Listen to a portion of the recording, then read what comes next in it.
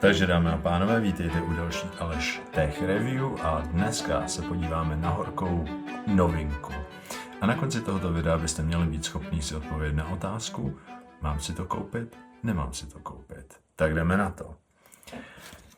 Takhle to vypadá v krabici AirPods Pro Max 2. Jak víme, Apple, když dá něco do krabice a je tam nabíjecí kabel, tak už je to příliš mnoho, což je i případ těchto sluchátek, když je vlastně otevřeme, tady se skrývá pod letákem dobíjecí kabel a mimo samotných sluchátek tam nic dalšího není. Sluchátka poté vypadají takto, já jsem si vybral vlastně tady tuhle světlou barvu, chtěl jsem původně černé, ale černé mám vlastně úplně všechno, takže jsem potřeboval nějakou kontrastní barvu a i když se mi tahle barva původně za stolik nelíbila, protože nejsem fanouškem zlaté, jako třeba Donald Trump, tak vlastně musím říct, že po nějakém dlouhodobějším zkoumání je to spíš taková zlatostříbrná a vůbec jakoby to není tak hrozný.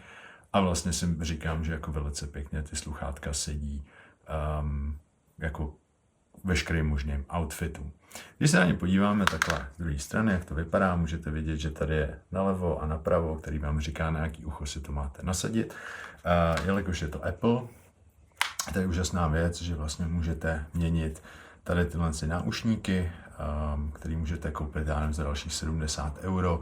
Můžete po případě kombinovat i různé barvy. Tady tahle strana vevnitř je vlastně magnetická a to vám umožňuje je prostě jednoduše přehodit. Pak je ještě důležité zmínit, že tady je také díra nebo optický senzor, který vlastně snímá, zda je máte na uších. Další věc, která tady je, samozřejmě tady ten bridge, který byl poměrně často kritizovaný. Je to proto, že tady nahoře se nachází takzvaný mesh,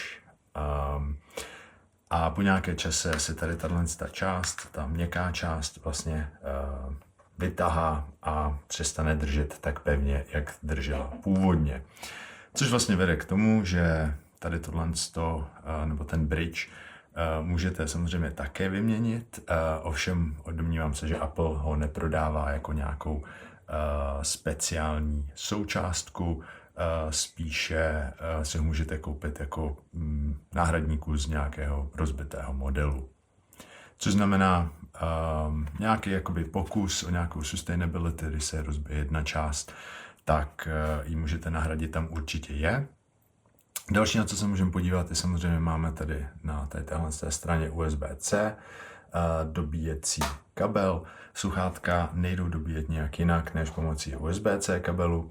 A následně tady máme dvě tlačítka, tady takhle korunku na zvyšování, snižování hlasitosti. Fungují jako u AirPods, co znamená, že zmáčknete jednou, tak vlastně zastavíte hudbu dvakrát, posunete dopředu, třikrát, teď nevím, posunete zpátky. A následně tady máte ještě jedno tlačítko, to je vlastně na propustnost. To znamená, že s někým mluvíte, chcete ty lidi slyšet, zmáčknete tady tohle tlačítko. Tady po bocích máte mikrofony, které vlastně umožní tomu zvuku prostoupit. No a teďka otázka, pro koho tady tyhle sluchátka vlastně jsou. Možná už jste majitelé AirPodů Pro 3 a zvažujete, jestli byste si nekoupili nějaká další sluchátka, ať už jenom proto, že dobře vypadají, že lidi nosejí hodně a nevíte, co si o tom máte myslet. No ta odpověď je víceméně úplně jednoduchá. Tady tyhle sluchátka si kupte, pokud nemáte rádi špunty a pokud chcete, řekněme, nějaký jakoby status symbol. Proč to říkám takhle? Protože nejsou nutně nějak výrazně lepší, než jsou vlastně samotné AirPody ty špunty do uší té třetí generace.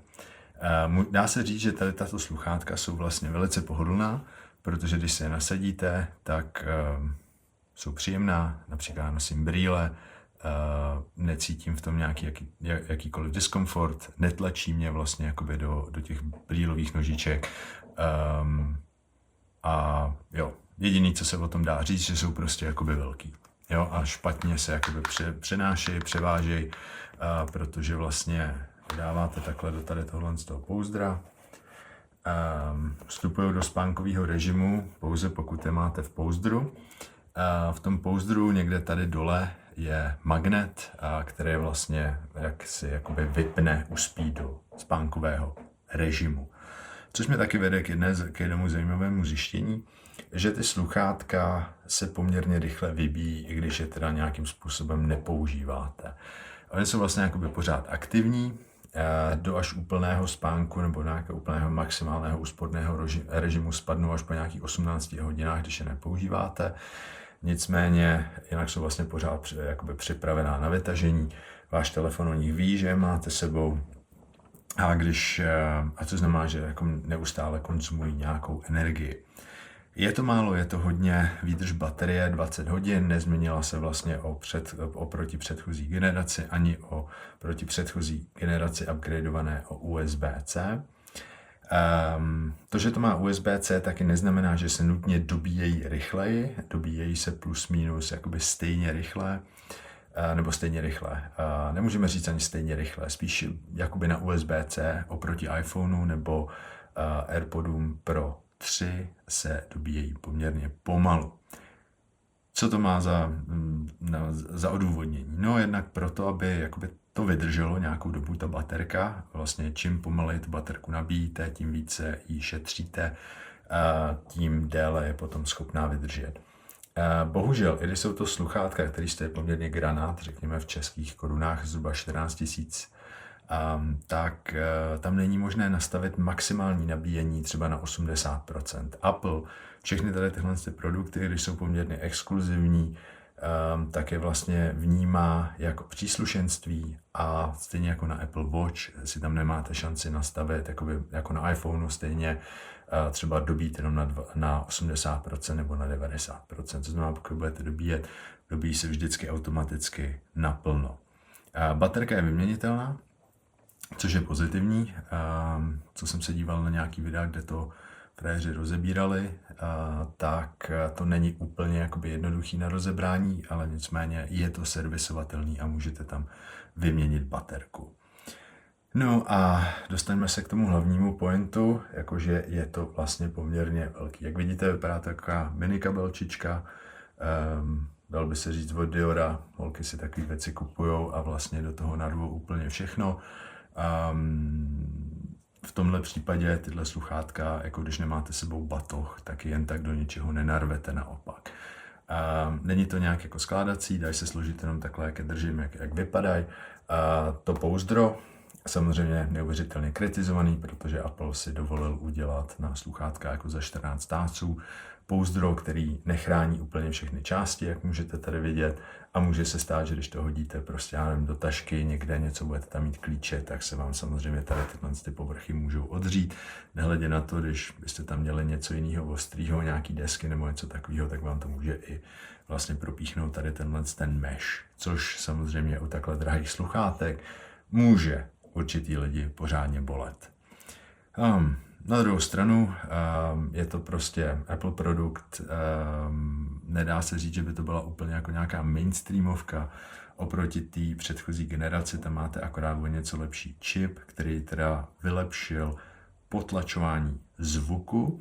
Já jsem to potlačování zvuku schválně testoval jsem ho v autobuse, testoval jsem ho v pražském metru a testoval jsem ho dokonce i v letadle, protože jsem při jedné příležitosti letěl letadlem polských aerolinií LOT z Prahy do Varšavy. Let trval zhruba 1 hodinu a 15 minut a sluchátka jsem měl celou dobu na sobě. Co se týče těch mých nějakých jakoby impresí z toho potlačování zvuku, není si na co stěžovat. Vlastně co se týče v letadle, pokud posloucháte nějakou hudbu, tak neslyšíte vůbec žádný šum. Já vám tady ukážu na krátkém videu, jaký hluk vlastně v tom letadle je, a já mám ty sluchátka na sobě a vlastně poslouchám hudbu a neslyším vůbec nic z toho hluku. To samé se potom týká jakoby metra, tam můžete slyšet něco, prostě nějaký jako drobný šustění, ale není to nic podstatného. a ve vlaku vlastně úplně podobná jakoby experience tady tímhle s tím. Takže já musím říct, že to potlačení zvuku na tady těch sluchátkách je vlastně jako skvělý. Nejsem schopný říct, jestli je vlastně tak dobrý jako na AirPods Pro 3. Vám úplně jakoby zašpuntujou uši a tím, že máte úplně zašpuntované uši, tak se to chová jakoby trošku jinak. Co se týče kvality zvuku, to je určitě na co se spousta z vás bude ptát. A já jsem si teda, spousta lidí tvrdí, že tam není takový rozdíl oproti těm špuntům. Já si myslím, že ten rozdíl proti špuntům tam je a že ten rozdíl je poměrně brutální, protože ty špunty mají prostě maličký repráčky v sobě a nejsou schopní vytáhnout určitý výšky nebo prostě určitý zvuky a přijde mi, že v určitých momentech prostě začínají chřastit a neznějí tak dobře. U tady těchhle z těch, protože když se podíváme na velikosti driverů, tady těchhle z těch sluchátek, tak ten stejný problém mít vlastně nebudete.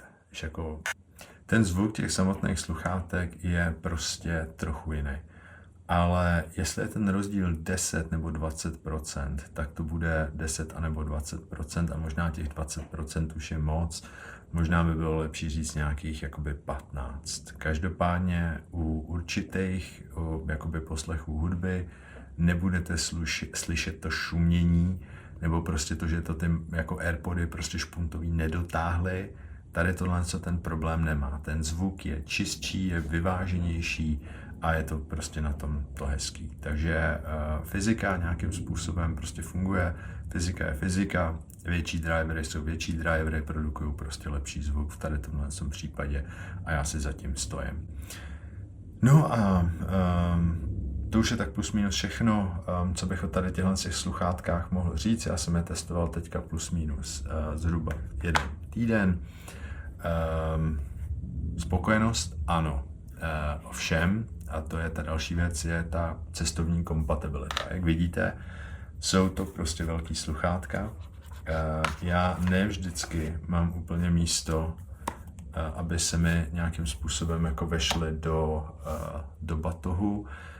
Preferuju prostě malý AirPody, který že jsou takhle velký, prostě strčíte do batohu nebo do kapsy a vlastně o nich vůbec nevíte, že je máte.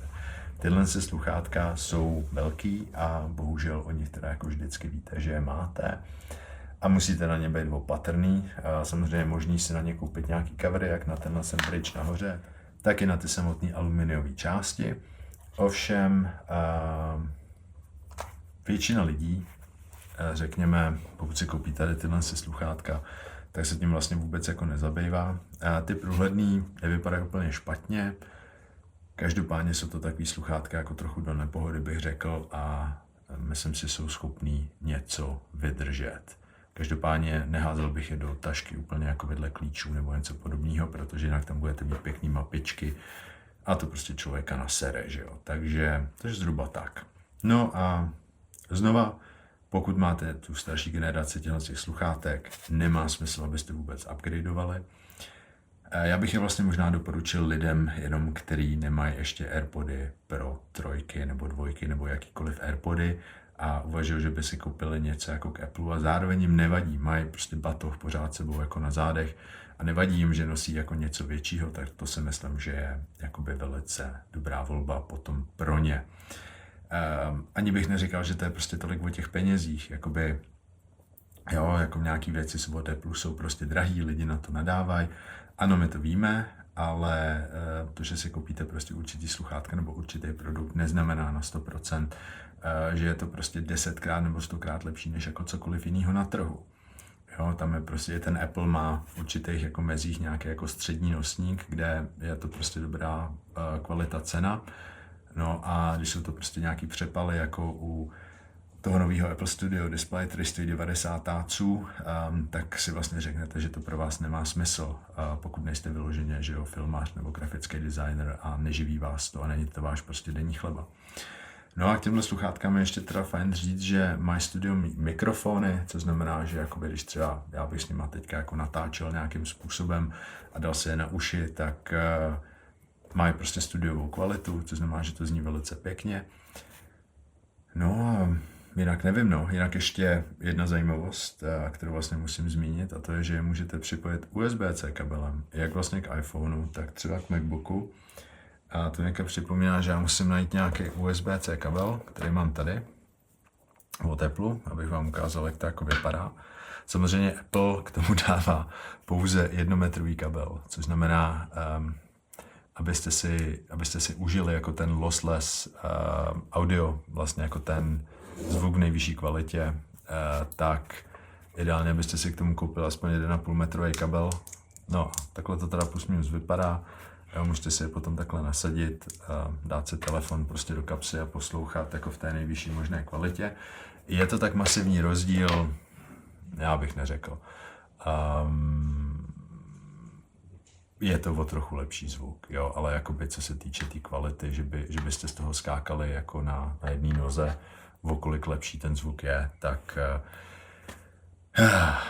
tak se to říct nedá. No, každopádně tahle funkce tam je nějakým způsobem zabudovaná.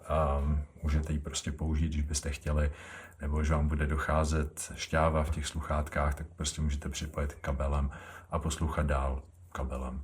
No a to je takhle ode mě všechno. Já vám děkuji za váš čas, doufám, že se vám recenze líbila a kdybyste měli nějaké otázky, tak se nezapomeňte zeptat v komentářích a já se tímto s vámi loučím. Čau, čau.